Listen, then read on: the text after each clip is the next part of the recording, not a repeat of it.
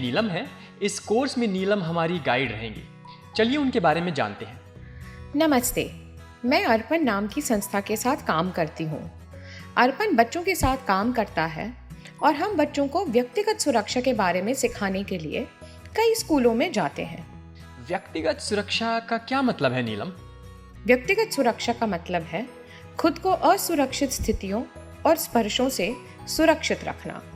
इसके बारे में मैं आपको रोहन और आयशा की कहानी के जरिए बताती हूँ। दरअसल ये एक वास्तविक कहानी है, लेकिन बच्चों की निजता और प्रिवेसी की रक्षा के लिए मैंने कहानी में उनके नाम बदल दिए हैं। रोहन और आयशा दोस्त हैं। रोहन 7वीं कक्षा में पढ़ता है और आयशा 8वीं कक्षा में पढ़ती है।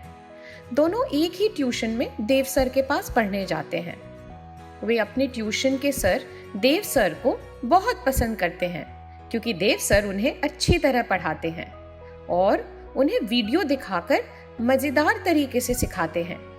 उनके मम्मी पापा भी देव सर को पसंद करते हैं, क्योंकि उनके पढ़ाने की वजह से रोहन और आयशा परीक्षा में अच्छे नंबर लाते हैं। एक दिन ट्यूशन खत्म होते समय देव सर ने उन्हें एक वीडियो दिखाया, जिसमें लोगों ने कपड़े नहीं पहने थे। रोहन और आयशा दोनों उलझन में पड़ गए। वीडियो शुरू होने के कुछ समय बाद आयशा ने हिम्मत जुटाई और देव सर से कहा कि वह ये वीडियो नहीं देखना चाहती है।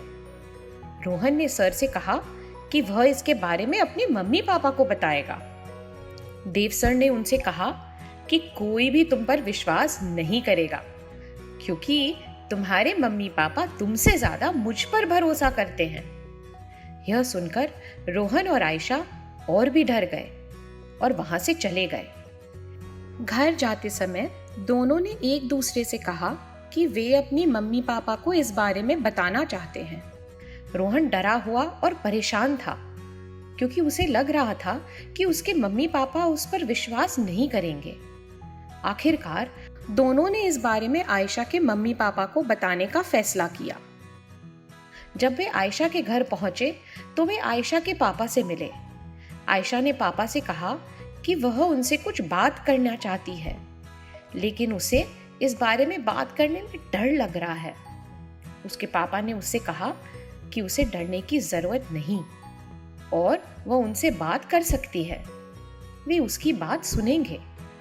फिर आयशा ने पूरी घटना के बारे में अपने पापा को बताया। बच्चों की बात सुनने के बाद आयशा के पापा ने दोनों से कहा कि उन्हें उनकी बात पर विश्वास है और जो कुछ भी हुआ इसमें उनकी कोई गलती नहीं है। उन्होंने रोहन और आयशा से कहा कि वह उन्हें कुछ बहुत जरूरी बात सिखाना चाहते हैं, जिससे उन्हें खुद को सुरक्षित रखने में मदद मिलेगी। उन्होंने कहा कि जिन अंगों को अंडरवेयर, चड्डी, समीज, बनियान, स्लिप जैसे अंतर वस्त्रों से ढककर रखा जाता है, वे निजी अंग होते हैं। किसी को भी बच्चों के निजी अंगों को छूने, देखने या उनके बारे में बात करने की अनुमति नहीं है। तो लड़कों के शरीर में आगे की तरफ के ये अंग और पीछे की तरफ के ये अंग निजी अंग हैं, और लड़कियों के शरीर में आगे की तरफ के ये अंग और पीछे की तरफ के ये अंग निजी अंग हैं। बच्चों को ऐसे फोटो या वीडियो भी दिखाना सही नहीं है जिसमें निजी अंग दिखाई दे रहे हों। इसलिए देव सर ने आपके साथ जो किया वह गलत है। उन्होंने आयशा की तरफ देखकर कहा कि आपने उनसे नहीं कहकर सही किया। ऐसी स्थिति में आपको असुरक्षित महसूस कराने वाले व्यक्ति को रोकना और जितना जल्दी हो सके उस जगह से चले जाना जरूरी होता है। उन्होंने अपनी बात को जारी रखते हुए कहा, मैं जानता हूँ कि मुझसे बात करना आप दोनों के लिए मुश्किल रहा होगा। देव सर ने आपके साथ जो भी किया इससे आपको डर लगा होगा। मुझे गर्व है कि फिर भी आप दोनों आए और मुझे सारी बात बताई। अपनी समस्याओं या असुरक्षित स्थितियों के बारे में अपने मददगार व्यक्ति से बात करना जरूरी है। वे आपकी मदद कर सकते हैं। और याद रखो, जो कुछ भी हुआ इसमें आपकी गलती नहीं है। फिर आयशा के पापा ने आयशा की मम्मी और रोहन के मम्मी पापा से बात की और एक साथ उन्होंने ट्यूशन सर से बात की। उन्होंने ट्यूशन सर से कहा कि उन्होंने जो किया वह गलत है और कानूनन जुर्म है, और उनसे कहा कि ऐसा दोबारा किसी भी बच्चे के साथ नहीं करें। उन्होंने उनसे यह भी कहा कि वह उनके बच्चों से दूर रहें। इसके बाद रोहन और आयशा ट्यूशन के लिए दोबारा देव सर के पास नहीं गए।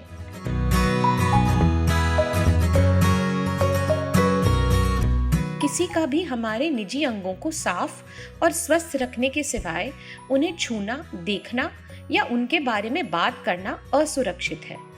वाह, कितना कुछ है यहाँ पे याद रखने के लिए। हाँ, मैं कुछ उदाहरणों के जरिए इसे समझाती हूँ।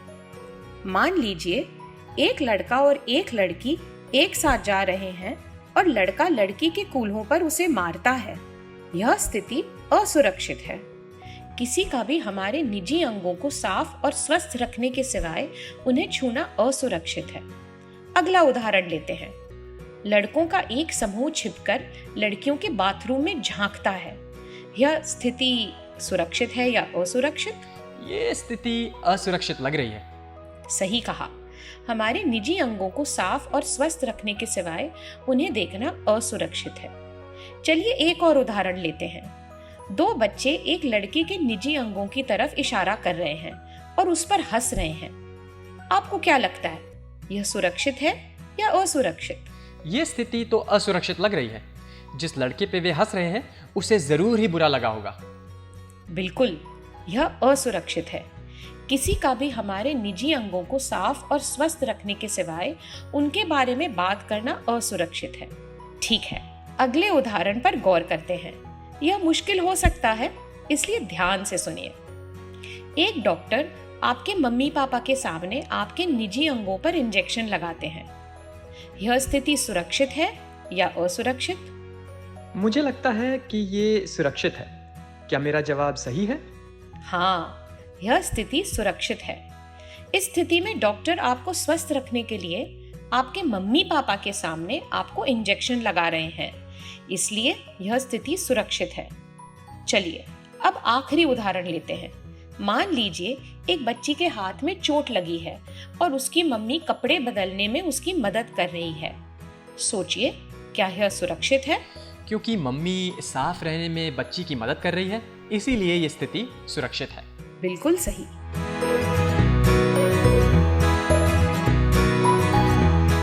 नीलम, मुझे लगता है कि हमें इस बारे में थोड़ी बात करनी चाहिए कि बच्चे अगर अपने आप को असुरक्षित स्थिति में पाते हैं तो वे क्या कर सकते हैं।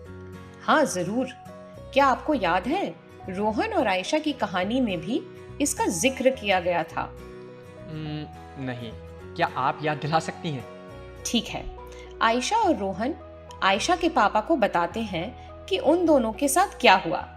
सही कहा ना मैंने? जी हाँ। फिर आयशा के पापा उन्हें कुछ जरूरी बात बताते हैं। वे बच्चों से कहते हैं, आप दोनों ने अपने ट्यूशन सर को नहीं कहकर बिल्कुल सही किया। ऐसी स्थिति में आपको असुरक्षित महसूस कराने वाले व्यक्ति को रोकना और जितना जल्दी हो सके उस जगह से चले जाना जरूरी है। बिल्कुल ऐसा ही हर उस बच्चे को करना चाहिए जो असुरक्षित स्थिति में होते हैं। वे उस व्यक्ति को नहीं कहकर असुरक्षित जगह से चले जा सकते हैं। आपको पता है, मैं पहले से ही सोच सकता हूँ कि बच्चे इसका क्या जवाब देंगे। क्या जवाब देंगे? वे कहेंगे कि नहीं कहने से कुछ नहीं होने वाला है, और जो व्यक्ति उन्हें असुरक्षित महसूस करा रहा है उसे वे जरूर ही मारेंगे। मैं उनकी भावनाओं को समझ सकती हूँ, लेकिन फिर भी मैं कहूँगी कि नहीं कहना और उस जगह से चले जाना सबसे सुरक्षित उपाय है। वह इसलिए कि अगर आप उस व्यक्ति को मारते हैं तो वे भी आपको मार सकते हैं। इससे आप असुरक्षित महसूस कर सकते हैं। इसलिए ऐसे में नहीं कहना और उस जगह से चले जाना सबसे सुरक्षित उपाय है।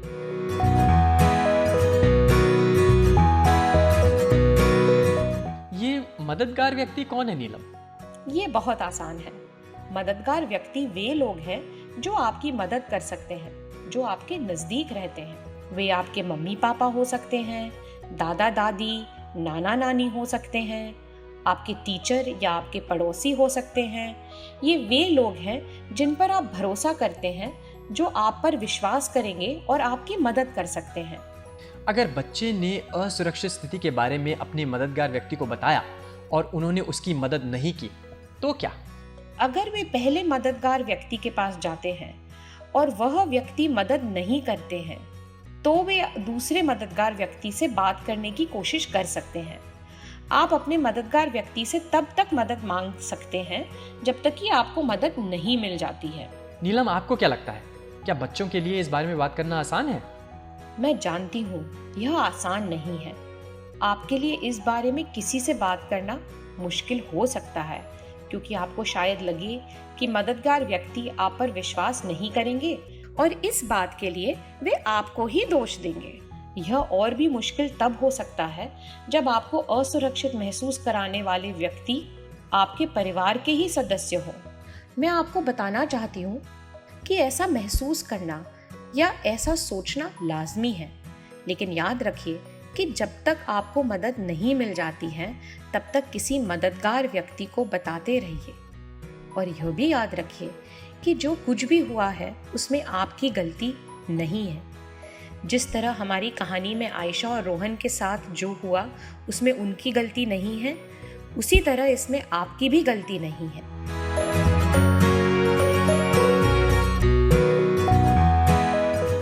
मान लीजिए कि आप फेसबुक, इंस्टाग्राम जैसे सोशल मीडिया ऐप का इस्तेमाल कर रहे हैं और आपके दोस्त आपको ऐसे व्यक्ति की फोटो भेजते हैं जिसने कुछ भी कपड़े नहीं पहने हैं। यह सुरक्षित है या असुरक्षित? मुझे लगता है कि ये असुरक्षित है। सही कहा आपने। किसी का भी हमारे निजी अंगों को साफ और स्वस्थ रखने के सिवाय उन्हें छूना, देखना या उनके बारे में बात करना असुरक्षित है। अगर ऐसा आपके साथ होता है तो आप अपने ऑनलाइन दोस्त को रोक सकते हैं और इसके बारे में अपने मददगार व्यक्ति से बात कर सकते हैं। चलिए मैं आपको एक और उदाहरण देती हूँ। कुछ महीनों पहले आपने किसी से ऑनलाइन बात करनी शुरू की। आप उस व्यक्ति से कभी भी आमने सामने नहीं मिले हो। वे कहते हैं कि वे आपकी ही उम्र के हैं और आपके नजदीक रहते हैं। वे आपसे बाहर मॉल में मिलना चाहते हैं। क्या आप उनसे मिलने जाएंगे? मुझे नहीं पता। आपको क्या लगता है? नहीं, आपको उस व्यक्ति से मिलने नहीं जाना चाहिए। भले ही आप उस व्यक्ति के साथ ऑनलाइन काफी समय से बात कर रहे हैं, लेकिन सिर्फ उनका ऑनलाइन प्रोफाइल देखकर यह जानने का कोई भी तरीका नहीं है कि वे वाकई ही आपकी उम्र के हैं कि नहीं। लोग आसानी से अपना नकली प्रोफाइल बना सकते हैं। वे आपकी झूठी तारीफें कर सकते हैं या आपसे झूठे वादे कर सकते हैं। यह असुरक्षित स्थिति है, इसलिए आपको किसी भी ऐसे व्यक्ति से आमने सामने नहीं मिलना चाहिए जिनसे आप ऑनलाइन मिले हैं। आप इस बारे में अपने मददगार व्यक्ति को भी बता सकते हैं। चलिए अब अगला उदाहरण लेते हैं। आप ऑनलाइन हैं और आप जिस व्यक्ति से बात कर रहे हैं वे आपको बिना कपड़े पहने आपकी फोटो भेजने के लिए कहते हैं या आपको आपका कैमरा ऑन करने के लिए कहते हैं। क्या यह सुरक्षित है? यकीन नहीं होता कि हमारे देश में ऐसा भी होता है। ये तो बिल्कुल भी सुरक्षित नहीं है। सही कहा आपने, यह असुरक्षित है। अगर ऐसा आपके साथ होता है तो आप उन्हें नहीं कह सकते हैं। उस व्यक्ति को अपने दोस्तों की सूची, फ्रेंड लिस्ट से निकाल सकते हैं और अपने मददगार व्यक्ति से इस बारे में बात कर सकते हैं। आपको याद रखना चाहिए कि जो कुछ भी हुआ उसमें आपकी गलती नहीं है। आपको इंटरनेट के बारे में एक और बात याद रखनी चाहिए। अगर आप एक बार इंटरनेट पर कुछ भी अपलोड करते हैं, चाहे वो आपकी फोटो हो या कोई पोस्ट हो, मीम हो या और कुछ भी हो, आपको मान लेना चाहिए कि ये इंटरनेट पर हमेशा रहेगा। ये कभी भी डिलीट नहीं हो सकता। आप डिलीट का बटन दबाएं, फिर भी वो पूरी तरीके से डिलीट नहीं होता है। यह बात फोर्टनाइट जैसे गेम और इंस्टाग्राम जैसे सोशल मीडिया ऐप पर अपनी फोटो, वीडियो और लोकेशन शेयर करने के बारे में भी लागू होती है। आपको यह मान लेना चाहिए कि आपकी फोटो, वीडियो और लोकेशन वहां पर हमेशा रहेगी। चलिए अब आखिरी उदाहरण के बारे में बात करते हैं। सोशल मीडिया पर कोई आपको अलग अलग नामों से चिढ़ाता है या वे सोशल मीडिया पर आपके बारे में झूठी अफवाहें उड़ाते हैं। इससे आपको बुरा लगता है और दुख होता है। अगर ऐसा आपके साथ होता है तो आपको इस बारे में तुरंत अपने मददगार व्यक्ति जैसे मम्मी, पापा या टीचर से बात करनी चाहिए। वे आपकी मदद कर सकते हैं। आपको एक बार फिर आयशा और रोहन की कहानी याद दिलाना चाहूंगी। आपको याद होगा कि उनके ट्यूशन के सर ने उन्हें एक वीडियो दिखाया था जिसमें लोगों ने कोई कपड़े नहीं पहने थे। यह असुरक्षित स्थिति है। जिन अंगों को अंडरवेयर, चड्डी, समीज, बनियान, स्लिप जैसे अंतर वस्त्रों से ढककर रखा जाता है वे निजी अंग होते हैं। किसी को भी बच्चों के निजी अंगों को छूने, देखने या उनके बारे में बात करने की अनुमति नहीं है। तो लड़कों के शरीर में आगे की तरफ के ये अंग और पीछे की तरफ के ये अंग निजी अंग हैं, और लड़कियों के शरीर में आगे की तरफ के ये अंग और पीछे की तरफ के ये अंग निजी अंग हैं। याद रखिए कि किसी का भी हमारे निजी अंगों को साफ और स्वस्थ रखने के सिवाय उन्हें छूना, देखना या उनके बारे में बात करना असुरक्षित है। हमारी कहानी में आयशा और रोहन दोनों ने ट्यूशन के सर को नहीं कहा और वहां से चले गए, और यही वह दूसरी बात है जो मैं चाहती हूँ कि आप याद रखें। भले ही यह मुश्किल हो सकता है, लेकिन आप नहीं कह सकते हैं और उस असुरक्षित जगह से चले जा सकते हैं। और आखिर में आयशा और रोहन की तरह आप अपने मददगार व्यक्ति के पास जा सकते हैं और आपके साथ जो हुआ उसके बारे में उन्हें बता सकते हैं ताकि वे आपकी मदद कर सके। इस सब के दौरान आपको यह बात याद रखनी चाहिए कि जो कुछ भी हुआ उसमें आपकी गलती नहीं है।